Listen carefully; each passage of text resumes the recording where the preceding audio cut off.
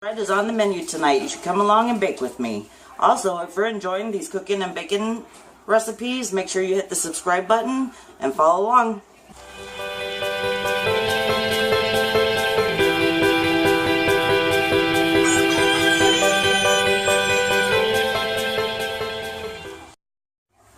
So today I think I'm going to make the kids some sweetbread.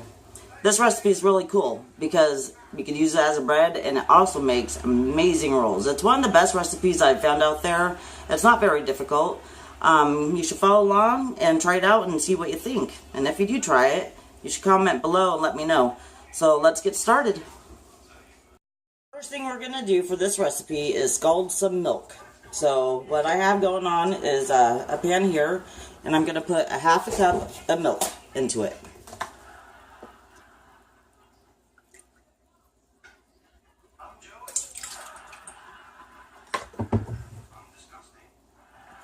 To that, I'm going to add a half a cup of sugar. Then we're going to add 1.5 teaspoons of salt.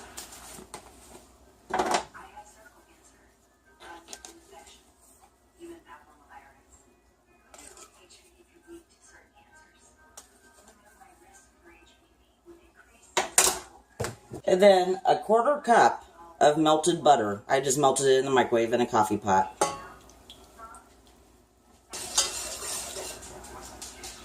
Turn up the heat a little bit.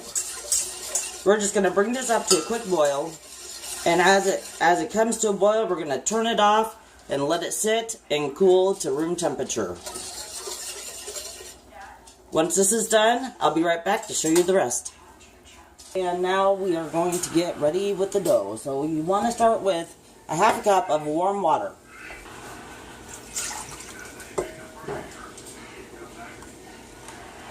Then 1.5 tablespoons of yeast. Any yeast will work, or you can use 2 packages if you have them in packages. Just use the 2 packages. Next, I'm going to take my scalded milk that I had cooling and pour it in.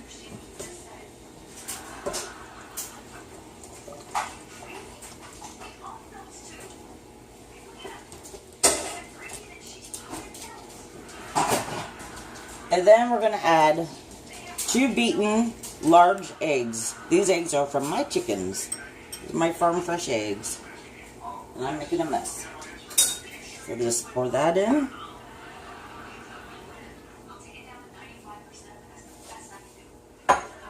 And then it takes about 4.5 cups of flour. I'm going to start with about 3, see how it looks, and add accordingly.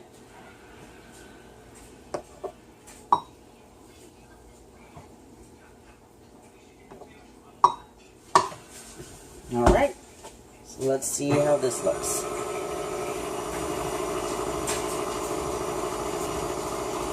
When you scald the milk, it shouldn't take more than 5 minutes. You're just bringing it up to a little boil, and then immediately turn it off and set it aside to cool off. The reason you want it to cool off is because when you pour it in to your yeast and water, you don't want it to kill the yeast, and also you don't want scrambled eggs.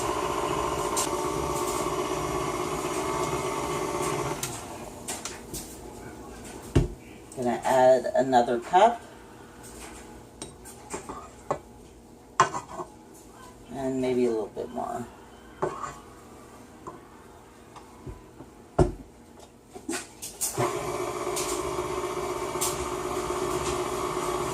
So with all breads, when you're using a mixer, what we're waiting for is for the flour to absorb all that water. And you know you have enough flour to water ratio when it starts pulling the dough off the sides of the bowl fairly cleanly. Okay, so the dough is looking pretty good. I'm going to leave this to knead for about 7 minutes. It's a little more dough than my machine likes to handle, but it'll be okay.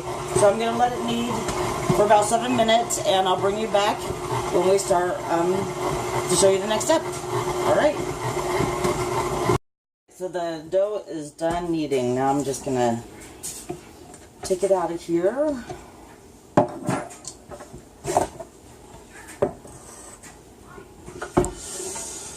Move that back. And then check out my dough.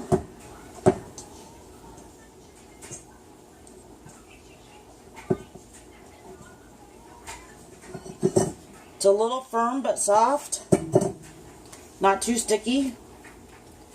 I might have added slightly too much flour, but it'll be okay. It's still real manageable, so. Okay, so what I'm going to do is just spray the bowl. Put my dough in it. Flip it around. Spray. Then I'm going to cover it in plastic and put it somewhere warm and let it raise for about an hour or and a half until it doubles in size. Alright, so the dough has raised. It has risen. So I am going to deflate it. And take it out.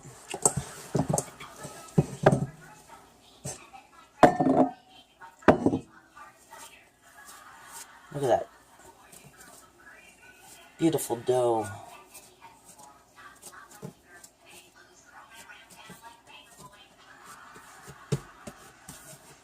So, now I'm going to flatten it out to about the size of my pan. And make it a rectangle. About the same size as my pan.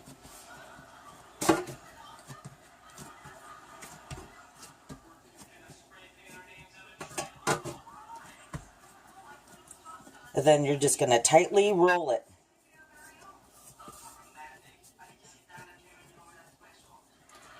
Roll it up.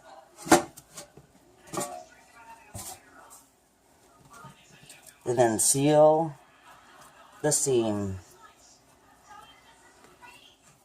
Very easy, just by pinching it. Then you want to poke in the sides and seal the seam on one side.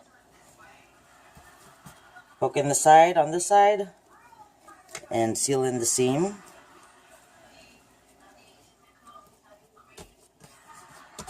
And you want to take your pan, make sure it's sprayed.